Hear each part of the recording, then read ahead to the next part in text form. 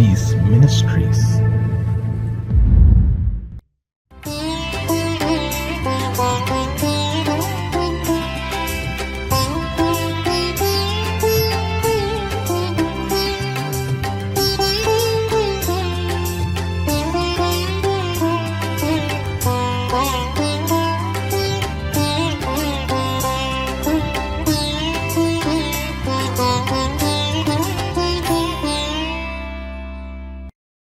கிறிஸ்துவுக்குள் பிரியமானவர்களே, ஆண்டவரும் இரட்சகருமாகிய இயேசு கிறிஸ்துவின் நாமத்தினாலே காட் கோ சீஸ் மினிஸ்ட்ரிஸ் சார்பாக அன்பின் வாழ்த்துதலை தெரிவித்துக் கொள்கிறேன். இந்த 8வது மாதம் தேவனாகிய கர்த்தர் புதிய துவக்கங்களை நம்முடைய வாழ்க்கையில் செய்ய உண்மையுள்ளவராயிருக்கிறார். 8 என்பது வேதத்தின் அடிப்படையில் நியூ பிகினிங், புதிய துவக்கம் என்று சொல்லப்பட்டிருக்கிறது. நிச்சயமாகவே இந்த மாதம் நம் வாழ்க்கையிலே, நமது குடும்பங்களிலே, ஆவிக்குரிய நிலைகளிலே புதிய துவக்கங்களை தரும் என்பதில் எந்த சந்தேகமும் இல்லை. ஒரு ஊழியக்காரனாய் நான் அதை உறுதிப்படுத்தி உங்களை வாழ்த்தி ஆசீர்வதிக்கிறேன். உங்கள் குடும்பங்களிலே, ஊழியங்களிலே, தனிப்பட்ட வாழ்க்கையிலே புதிய துவக்கங்களை கர்த்தர் நிச்சயம் தருவார். தேவனுடைய வாக்குத்தத்தங்கள் ஒருபோதும் மாறாதவைகள்.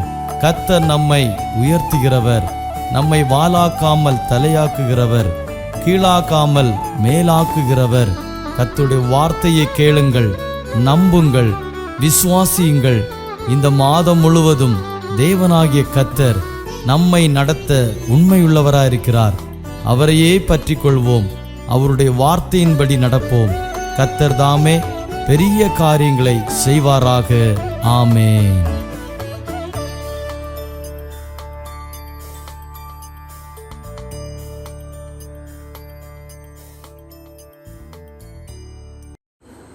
ஆண்டவரும் அருமை இரட்சகருமாகிய இயேசு கிறிஸ்துவின் இனிதான நாமத்தினாலே இந்த காட் கோ சீஸ் மினிஸ்ட்ரி மூலம் இந்த காலை பொழுது உங்களை சந்திப்பதிலே மிக்க மகிழ்ச்சி அடைகிறேன்.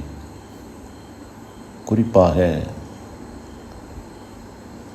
ஒவ்வொரு காலை பொழுதும் கர்த்தருடைய வசனங்களை நாம் வாசித்து தியானிக்கப் போகிறோம். இன்றைக்கும் அதேபோல் கர்த்தருடைய வசனங்களை நாம் வாசித்து தியானிக்கப் போகிறோம். கர்த்தர் நம்மத்திலே பெரிய காரியங்களை இன்றைக்கு செய்வாராக. ஏசாயா 32:15 வாசிக்கலாம்.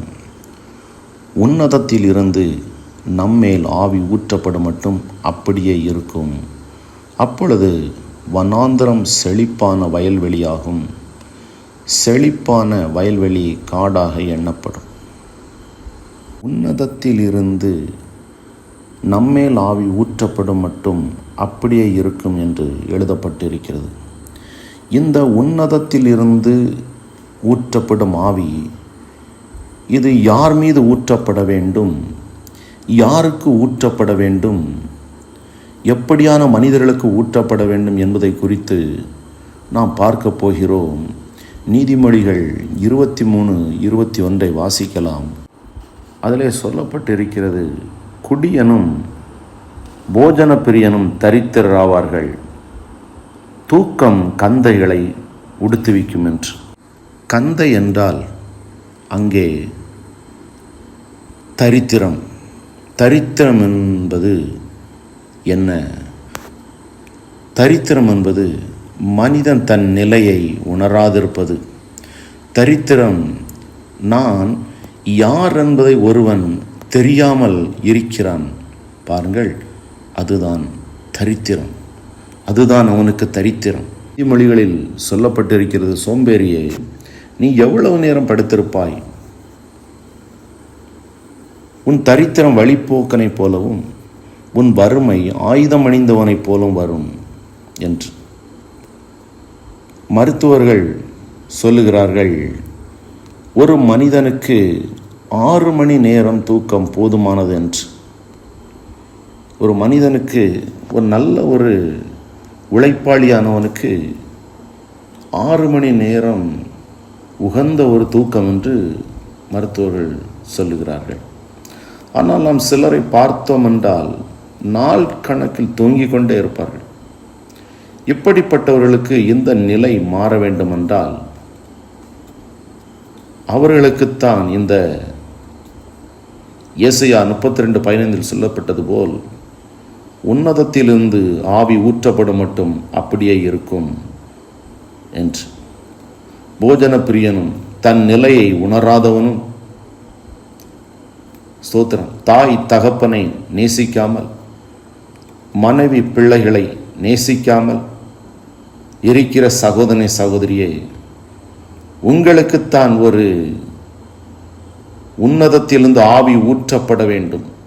உங்களுக்குத்தான் ஒரு சுவிசேஷம் பிரசங்கிக்கப்பட வேண்டும். உங்களுக்குத்தான் ஒரு விசேஷித்த தேவனுடைய ஒரு அந்த ஆவி ஊற்றப்பட வேண்டும். ஹல்லேலூயா. லூக்கா 4:18 வாசிக்கலாம்.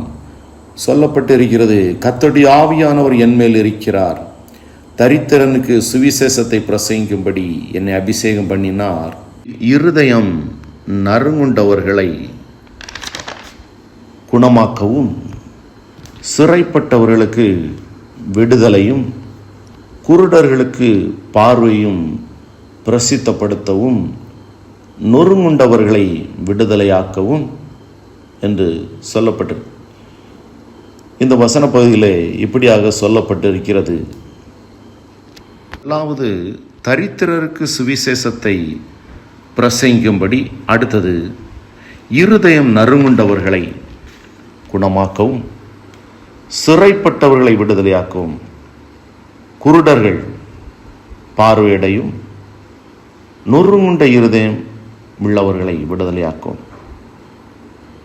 இந்த இடத்திலே தரித்திரம் உங்கள் நடுவே இருப்பார்கள், தரித்திரர்கள் உங்கள் நடுவே இருப்பார்கள். அநேகர் இருக்கிறார்கள். நமது நாட்டிலே தரித்திரர்கள் அநேகர் இருக்கிறார்கள். அநேக கிராமங்களிலே தரித்திரம் குடிகொண்டிருக்கும். அங்கே ஒரு சுவிசேஷம் அந்த கிராமத்துக்கு பிரசங்கிக்கப்பட வேண்டியது அவசியமாயிருக்கிறது. வனாந்திர பகுதிகளிலே, பாலைவன தேசங்களிலே தரித்திரம் குடிகொண்டிருக்கும். அந்த பாலைவன பகுதியிலே, அந்த பாலைவன தேசத்திலே, பட்டணத்திலே அங்கே ஒரு சுவிசேஷம் பிரசங்கிக்கப்பட வேண்டியது அவசியமாயிருக்கிறது. இதை கேட்கிற சகோதரனே, சகோதரிகளே, தகப்பன்மாரே, தாய்மார்களே, உங்கள் வாழ்க்கையிலே, உங்கள் பிள்ளைகள் வாழ்க்கையிலே, உங்கள் கணவர் வாழ்க்கையிலே, உங்கள் தொழில்களிலே, உங்கள் வீடுகளிலே, உங்கள் ஆடு மாடு பெருக்கத்திலே குறைவு என்றால், வியாதி என்றால், அங்கு ஒரு சுவிசேஷ ஒளி கடந்து வர வேண்டியது அவசியமாயிருக்கிறது. இந்த சேனலை பார்க்கிற உங்கள் ஒவ்வொருக்குள்ளும் ஒரு சுவிசேஷ ஒளி கடந்து வருகிறது. இருதயம் நறுங்குண்டவர்கள், இவர்களுக்கு ஒரு சுவிசேஷம் அறிவிக்கப்பட வேண்டியது அவசியமாயிருக்கிறது. இருதய பாரம், கவலைகள், தன் கவலைகளை யாரிடத்தில் சொல்வேன், சொல்ல ஆளில்லையே, யாரிடத்தில் சொல்ல முடியும்? என் வாழ்க்கையில் இந்த கவலைக்கு, கண்ணீருக்கு ஒரு முற்றுப்புள்ளி, ஒரு முடிவு வேண்டும், எப்பொழுது வரும் என்று ஏங்குகிற ஜனங்கள் அநேகர் உண்டு. ஸ்தோத்திரம், ஹல்லேலூயா. யாரிடத்தில் போய் என்னுடைய கவலைகளை சொல்ல முடியும்? என்ன நினைப்பார்கள், யார் கேட்பார்கள் என்று அங்கலாய்க்கிற சகோதரியே, உன்னை பார்த்து கர்த்தர் சொல்கிறார், உனக்கு ஒரு சுவிசேஷம் தேவையாக இருக்கிறது. சாத்தானின் பிடியில் சிறைப்பட்டிருக்கிற குடிவெறி களியாட்டங்களில் சொல்வதற்கும் அரிதான அருவருப்பான பாவ காரியங்கள் சிறைப்பட்டிருக்கிற அநேக வாலிபர்களை நான் பார்க்கிறேன். குடி வெறியில் சிறைப்பட்டிருக்கிறார்கள், அடிமைப்பட்டிருக்கிறார்கள். தன்னால் அதிலிருந்து வெளியே வர முடியவில்லை என்று ஏங்குகிற அநேக சகோதரர்களுக்கு கர்த்தர் சொல்கிறார், உனக்கு ஒரு சுவிசேஷம் பிரசங்கிக்கப்பட வேண்டியது அவசியமாயிருக்கிறது. குருடர்கள் எவ்வளவுதான் முயன்றும் அவருடைய மனக்கண்களை சத்ருவானோன் குருடாக்கி, எவ்வளவுதான் முயன்றும் தாங்கள் செய்வதுதான் சரி தங்களுக்குத்தான் எல்லாம் தெரியும், தாங்கள் தான் அறிவாளிகள், தாங்கள் பேசுவதுதான் சரி, எங்களுக்குத்தான் சரியான முடிவெடுக்கும் ஆற்றல் உண்டு என்று தாங்கள் மனம் போன போக்கிலே குருட்டாட்டமாய் அலைந்து சிக்கி தவிக்கிற சகோதரனே சகோதரியே, உங்களுக்கு ஒரு சுவிசேஷ ஒளி, இவருடைய மனக்கண்கள் திறப்பதற்கு ஒரு சுவிசேஷ ஒளி பிரசங்கிக்கப்பட வேண்டியது அவசியமாயிருக்கிறது.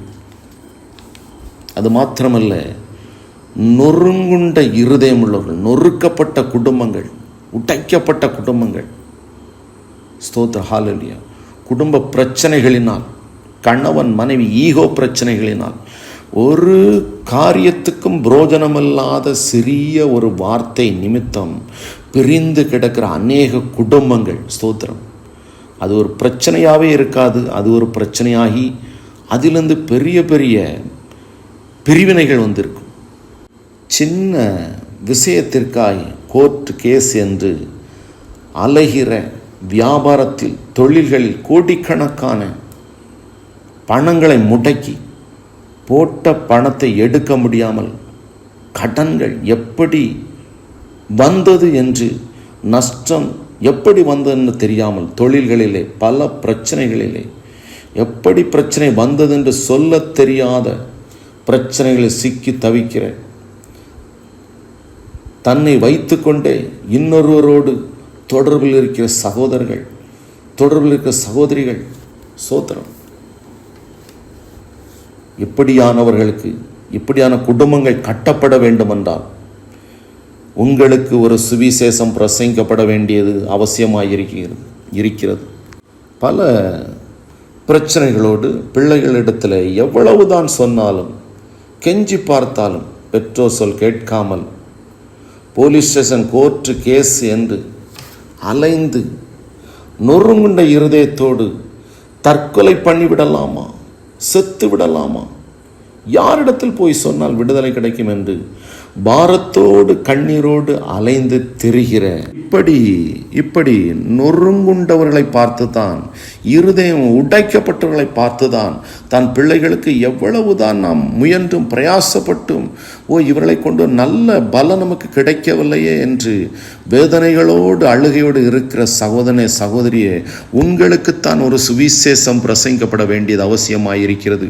லூக்கா 7:22 எடுத்து வாசியுங்கள். இந்த அதிகாரத்திலே நாம் வாசித்தோம் என்றால் தெரியும், குருடர் பார்வை அடைகிறார்கள், சப்பானிகள் நடக்கிறார்கள், குஷ்டரோகிகள் சுத்தமாகிறார்கள், செவிடர் கேட்கிறார்கள், மரித்தோர் எழுந்திருக்கிறார்கள், தரித்திரருக்கு சுவிசேஷம் பிரசங்கிக்கப்படுகிறது. அப்படி என்றால் இவ்வளவு ஜனங்களுக்கு, இப்படியான சூழ்நிலையில் இருக்கிற ஜனங்களுக்கு, இந்த மாதிரியான ஜனங்களுக்கு, இப்படியான சூழ்நிலை இருக்கிற ஒவ்வொரு ஜனங்களுக்கும் சுவிசேஷம் கடந்து செல்ல வேண்டியது அவசியமாயிருக்கிறது. இயேசு அவர்களை பார்த்து சொல்கிறார், நீங்கள் போய் கண்டவைகளையும் கேட்டவைகளையும் யோவானுக்கு அறிவியுங்கள் என்று. ஆமேன். ஆகவே தேவனுடைய பிள்ளைகளே, இயேசுவே நமக்கு சாட்சி, இயேசுவே மெய்தேவன். அவரை நீங்கள் ஏற்றுக்கொள்ளுங்கள், அவரை நீங்கள் அறியுங்கள், அறிந்தவர்கள் அவரை மற்றவர்களுக்கு அறிமுகப்படுத்துங்கள். யோவானுடைய சீசர்கள் வந்து கேட்டபொழுது இயேசு சொன்னது போல், கண்டவைகளையும் கேட்டவைகளையும் போய் யோவானுக்கு அறிவியுங்கள் என்றது போல், உங்கள் வாழ்க்கையில் தேவன் செய்த அற்புதங்களையும் அதிசயங்களையும் நீங்கள் போய் பிறருக்கு அறிவியுங்கள். சுவிசேஷ ஒளி கடந்து செல்லட்டும். கர்த்தர் பலத்த காரியங்களை ஒவ்வொருவரையும் கொண்டு செய்ய வல்லமை உள்ள தேவனாயிருக்கிறார். ஒவ்வொருவரும் சீசராய் புறப்படுங்கள் தேவனுக்காய். ஸ்தோத்திரம். ஹல்லேலூயா. ஆண்டவரே, இதை கேட்கிற ஒவ்வொருவருக்குள்ளும் அவருடைய மனக்கண்கள் திறக்கப்படட்டும், அவருடைய தரித்திரம் மாறட்டும், மந்த நிலைமைகள் மாறட்டும், பொருளாதார தன்னிறைவடையட்டும். ஆண்டவரே, ஒவ்வொருவரையும் ஆசீர்வதியும். பிதாகுமார பரிசுத்தாவின் நாமத்தினாலே நான் வாழ்த்தி ஆசீர்வதிக்கிறேன். ஆமேன், ஆமேன்.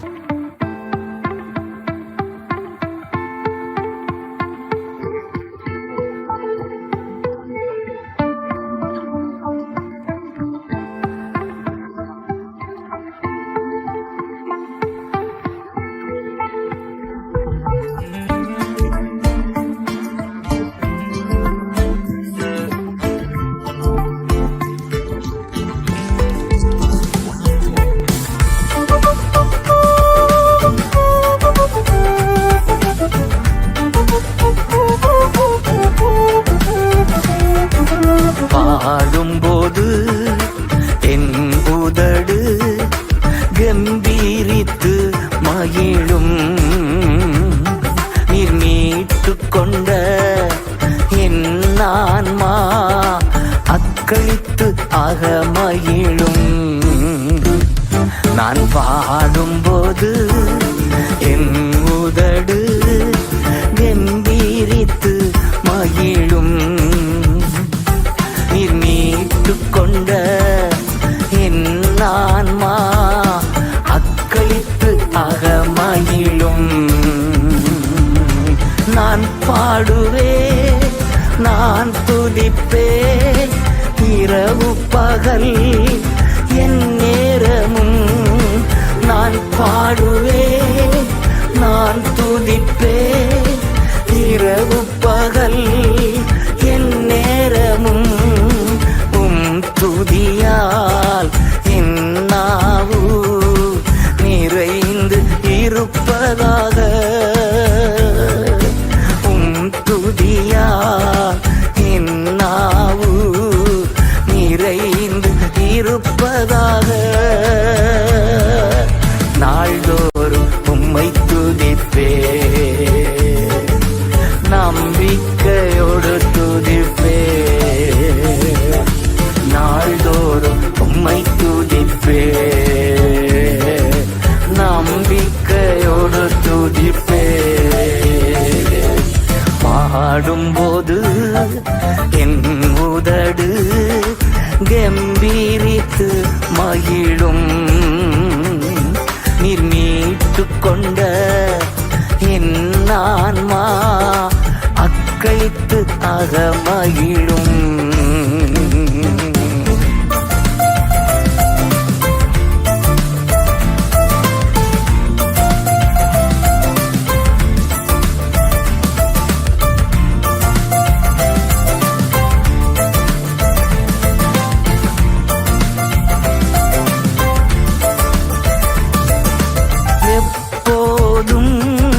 நான் தேடும் கண்மலை நீர்தானே.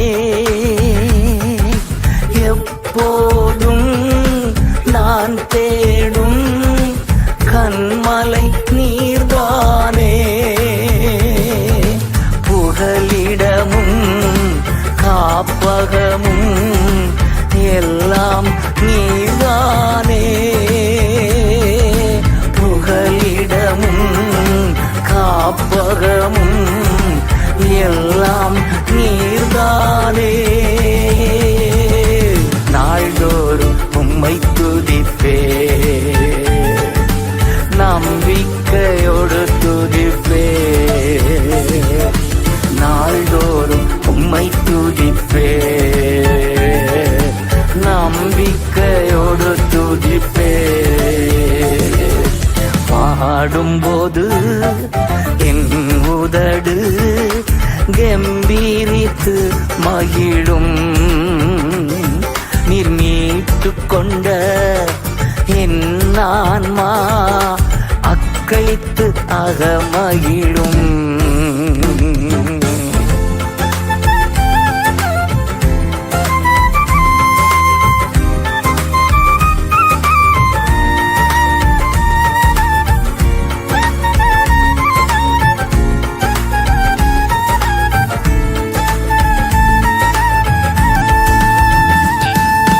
கருவறையில் இருக்கும் போதே கர்த்தர் என்னை பராமரித்தீர்.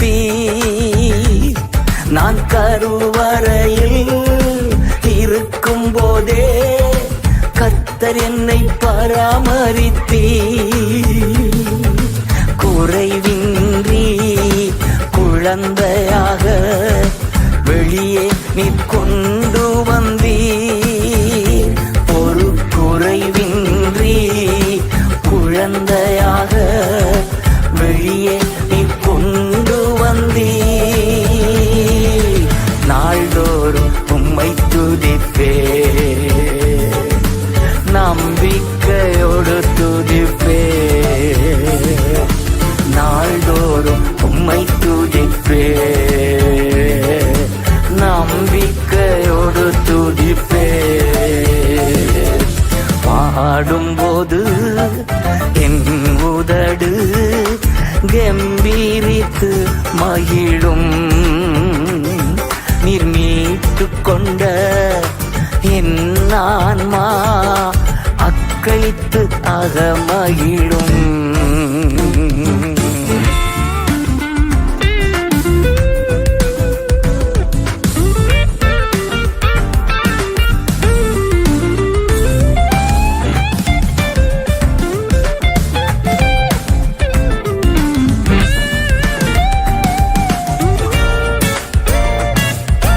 இளமை முதல் இதுவரையில் நீரே என் எதிர்காலம். என் இளமை முதல் இதுவரையில் நீரே என் எதிர்காலம். நீர்தானே என் தலைவர், நோக்கமும் நம்பிக்கையும். நீர்தானே என் தலைவர், நோக்கமும் நம்பிக்கையும். நாள்தோறும் உம்மை துதிப்பே, நம்பிக்கையோடு துதிப்பே. நாள்தோறும் உம்மை துதிப்பே, நம்பிக்கையோடு துதிப்பே. பாடும்போது என் உதடு கம்பீரித்து மகிழும். நீர் மீட்டு கொண்ட என் ஆன்மா அக்களித்து அகமகிழும்.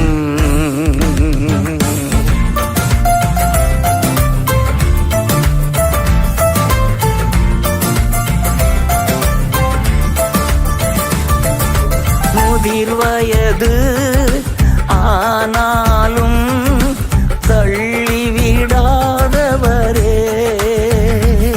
நான் முதிர் வயது ஆனாலும் தள்ளிவிடாதவரே. பலன் குன்றி போகும்போது கைவிடாதவரே. என் பலன் குன்றி போகும்போது கைவிடாதவரே. நாள்தோறும் உம்மை துதிப்பே, நம்பிக்கையோடு துதிப்பே. நாள்தோறும் உம்மை துதிப்பே, நம்பிக்கையோடு துதிப்பே. பாடும்போது என் உதடு கம்பீரித்து மகிழும். நீர் மீட்டு கொண்ட என் ஆன்மா அக்களித்து அகமகிழும். நான் பாடும்போது என் உதடு கம்பீரித்து மகிழும். நீர் மீட்டு கொண்ட